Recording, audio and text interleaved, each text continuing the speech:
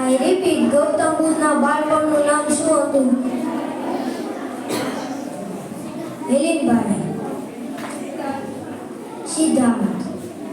મહાવીર સ્વામીએ લોકોને કયો માર્ગ અપનાવવાનું અનુરોધ કર્યું હતું?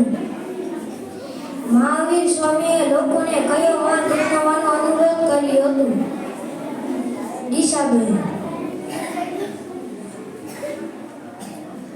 હાર્દીબેન. અહિંસા. અશોકનો શિલાલેખ ક્યાં આવેલો છે?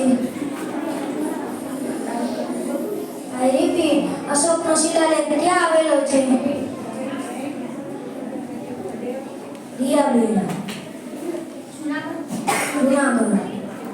અશોકના પુત્રનું નામ શું હતું? અશોકના પુત્રનું નામ શું હતું? મહેન્દ્ર. ચંદ્રગુપ્તના પુત્રનું નામ શું હતું? ચંદ્રગુપ્તના પુત્રનું નામ શું